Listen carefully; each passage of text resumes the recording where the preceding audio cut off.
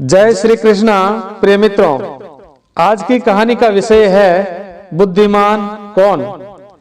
प्रिय मित्रों, आपने शायद सुना होगा या कहीं किसी व्यक्ति को बोलते हुए आपने देखा होगा कि जब कोई छोटा बच्चा या कोई भी व्यक्ति अपने से बड़ी उम्र वाले व्यक्ति को कुछ बताता है या फिर कुछ समझाने की कोशिश करता है तो बड़ी उम्र का व्यक्ति उसकी बात को समझने की बजाय उल्टा उसे यह कहता है कि जितना तुमने अन्न खाया है उसके बराबर मैंने नमक खा लिया है। और उस बच्चे की बात चाहे ज्ञानवर्धक भी हो और हो सकता है बड़ी उम्र वाला व्यक्ति इस बारे में जानता भी नहीं हो, फिर भी अपनी उम्र के अहंकार की वजह से उस छोटी आयु वाले व्यक्ति या बालक की बात को टाल देता है और बोलता है, बड़ा आया मुझे समझाने वाला, कल की लोमड़ी बरखा भारी। प्रिय मित्रों,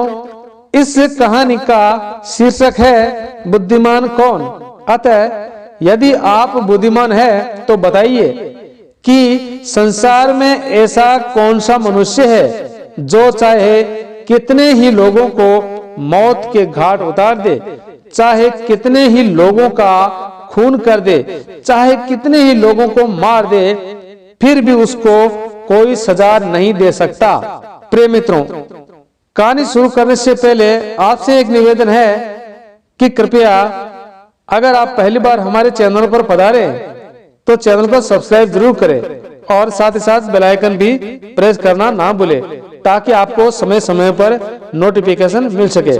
मित्रों, अब कहानी शुरू करते हैं। एक समय की बात है, किसी एक नगर में एक बहुत बड़ा रईस रहता था। उस रईस के घर बहुत सारी जमीन जायदाद थी और बहुत सारे नौकर चाकर थे और उस रईस का अच्छा कारोबार चलता था। अतः एक समय की बात है, वह रईस किसी कार्य के सिलसिले में नगर से बाहर गया था और मौका पाकर एक रात को उस रईस की हवेली में चोर घुस गया। प्रिय मित्रों, वैसे तो रईस के घर काफी नौकर चाकर थे, परंतु उस रईस के सभी नौकरों में 4 ही नौकर उस रईस के चहीते थे, अर्थात वो चारों नौकर बहुत ही बुद्धिमान भी थे। प्रिय मित्रों, ध्यान से सुनना। अब रईस के घर में चोर घुस गया और अंधेरा होने के कारण कुछ दिखाई नहीं दे रहा था। अतः वह चारों नौकर आपस में बतला रहे थे और उसमें से एक ने पूछा कि हे भाई, अंधा आदमी क्या देख सकता है? प्रिय मित्रों, अंधा आदमी क्या देख सकता है? प्रिय मित्रों, यदि आप बुद्धिमान है तो कहानी सुनते हुए साथ साथ में इन प्रश्नों का उत्तर भी कमेंट बॉक्स में देते रहना। प्रिय मित्रों, इस कहानी में जो प्रश्न पूछे जाएंगे उन सब का उत्तर आपको इस कहानी में मिलेगा, इसलिए वीडियो के अंत तक बने रहे। इससे आपको कहानी सुनने का आनंद तो आएगा ही, साथ ही साथ आप कितने बुद्धिमान हैं आपकी परीक्षा भी होती रहेगी। प्रिय मित्रों, ऐसे ही उस नौकर ने यह प्रश्न पूछा और तभी दूसरे नौकर के दिमाग में ख्याल आया कि आज की रात बहुत ज्यादा अंधेरा है, हो सकता है कोई अंधेरे का फायदा ना उठा ले और हवेली के भीतर ना घुस जाए।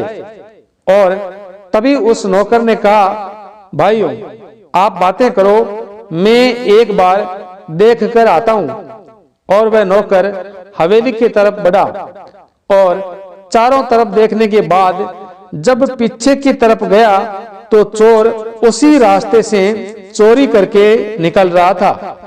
अतः ज्यादा सामान चोरी करने के कारण एवं रास्ते में अंधेरा होने के कारण चोर गिर गया और उस नौकर को पता चल गया कि कोई भीतर घुसा है और उधर गया जहां गिरने की आवाज आई थी।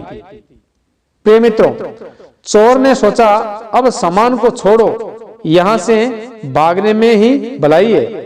और जैसे ही चोर भागने लगा उस नौकर ने पीछे से लाठी दे मारी और लाठी का वार इतना ज्यादा था कि चोर वहीं पर खत्म हो गया, अर्थात चोर वहीं पर मर गया। अब नौकर बहुत ज्यादा घबराया और उन तीनों नौकरों यानी अपने दोस्तों के पास आया और आकर बोला, अरे भाई बहुत बड़ा जुल्म हो गया है। तो उन तीनों नौकरों ने पूछा, अरे भाई आखिर बात क्या है, क्यों इस तरह घबरा रहे हो, क्या बात है? तब नौकर ने सारी घटना अपने तीनों मित्रों से कह सुनाई। प्रिय मित्रों, इस कहानी के हर प्रश्न का उत्तर इस कहानी में ही आपको मिलेगा। बस आपको अपनी बुद्धि का इस्तेमाल करना है और उत्तर देना है। अब आगे क्या होता है जरा ध्यान से सुनना। अपने दोस्त की बात को सुनकर बाकी तीनों नौकरों ने फैसला किया कि किसी को पता चले इससे पहले इस चोर की लाश को ठिकाने लगाना होगा। प्रिय मित्रों, अब चारों ने उस मरे हुए चोर को एक बक्से में बंद कर लिया और उठाकर चल दिए। अब रास्ते में चलते चलते एक नौकर ने पूछा, भाई ऐसी कौन सी चीज है जो 24 घंटे दिन रात चलती रहती है? क्योंकि चारों उस बक्से को उठाकर चल रहे थे और चलते चलते हुए एक बेचारा थक गया था, इसीलिए उसके दिमाग में ये प्रश्न उठा, ऐसी कौन सी चीज है जो 24 घंटे दिन रात चलती रहती है और रुकने का नाम भी नहीं लेती? प्रिय मित्रों, यदि आप बुद्धिमान है तो इसका जवाब जरूर दे। और प्रिय मित्रों, बातें करते करते चारों नौकर उस मरे हुए चोर की लाश को लेकर जा रहे थे। तभी उन्होंने देखा कि एक नदी के किनारे दो साधु बैठे हैं, जिसमें जो छोटा साधु था वह 8 साल का था और बड़ा साधु जो बुजुर्ग था वो लगभग 60 वर्ष के थे। प्रिय मित्रों, अब ध्यान से सुनना। जब वह उन दोनों साधुओं, उन सन्यासियों को देख रहे थे, तभी एक नौकर ने कहा, देखो भाई कैसा जमाना आ गया है, इतनी छोटी उम्र है फिर भी इतने बड़े बुजुर्ग साधु से अपनी सेवा करवा रहा है। प्रिय मित्रों, छोटा साधु जो 8 साल का था वह सोया था और जो बड़ा साधु 60 साल का था वह पंखा कर रहा था, अर्थात हाथ पंखे से हवा दे रहा था। तो अपने दोस्त की बात सुनकर एक नौकर ने कहा, हमें इससे पूछना चाहिए कि ये क्या माजरा है, आखिर ये बात क्या है? तो उन चारों ने उस बक्से को नीचे रखा जिसमें चोर की लाश थी और एक दोस्त को भेजा कि जाओ जरा पूछकर आओ कि हमारे पास 100 मन सोना है और इसमें से एक रत्ती कम हो गया है और हम दोस्त है 4, कैसे बंटवारा करेंगे? तो उन 4 दोस्तों में से एक नौकर वहां गया और देखा कि छोटा साधु सोया है। तो नौकर ने बड़े साधु से जो 60 वर्ष के थे उनसे पूछा, हे बाबा जी, हे मुनिवर, हमारे पास 100 मन सोना है परंतु इसमें से एक रत्ती कम हो गया है। अब आप न्याय करो कि हम चारों उसका बंटवारा कैसे करें ताकि हमें बराबर बराबर मिल सके। प्रिय मित्रों, तो उस 60 वर्ष वाले बाबा जी ने जवाब दिया, अरे भाई एक रत्ती की ही तो बात है, कोई कम ले लेना, झगड़े में क्या रखा है, एक रत्ती से क्या फर्क पड़ने वाला है, इसलिए प्रेम पूर्वक आपस में बांट लो। तब वह नौकर अपने बाकी नौकर साथियों के पास आता है और बाबा जी की बात बताता है। तब उन्होंने फैसला किया, उन चारों नौकरों ने सोचा कि अब छोटे वाले को पूछना चाहिए। तो फिर से एक नौकर गया और बोला, बाबा जी हमें तो बराबर बराबर चाहिए, अतः आपके फैसले से बाकी सभी दोस्त खुश नहीं है और नौकर ने बाबा जी से पूछा, हे बाबा जी, आपकी गोद में जो सो रहे हैं ये कौन है? तो बाबा जी ने जवाब दिया, ये मेरे गुरुदेव है। तो नौकर ने बोला, हे बाबा जी, ऐसे भला कैसे हो सकता है?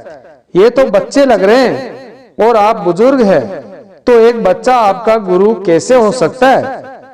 और नौकर ने कहा, तो ठीक है बाबा जी, मैं आपके गुरुदेव जी से ही पूछ लेता हूँ।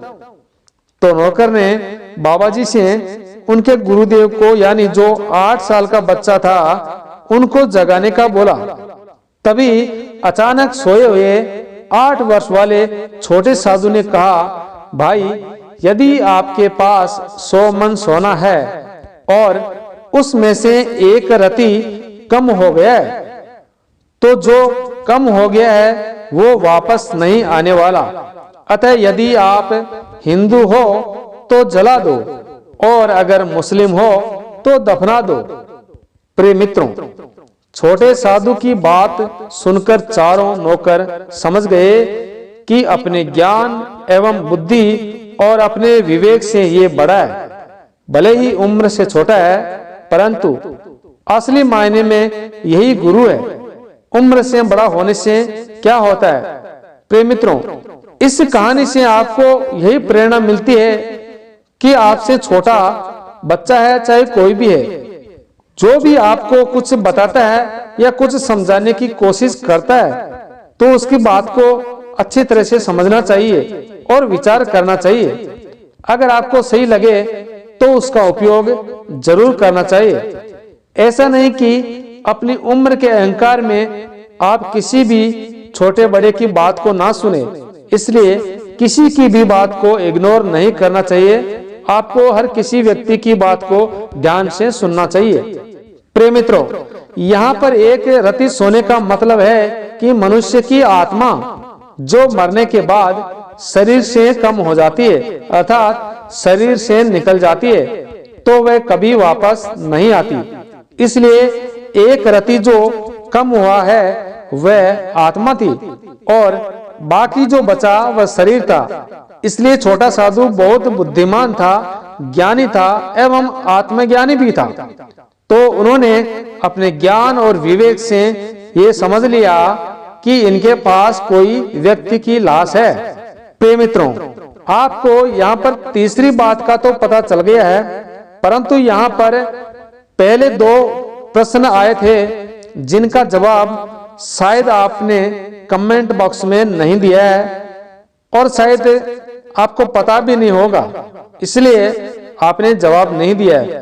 प्रिय मित्रों, परंतु यदि इस कहानी में आपको इन दोनों प्रश्नों के उत्तर दूं तो शायद आप इस कहानी से देखकर ही जवाब दे दोगे। इसलिए अगली कहानी में इसके बारे में जरूर बताऊंगा। तब तक लिए जय श्री कृष्णा, राधे राधे।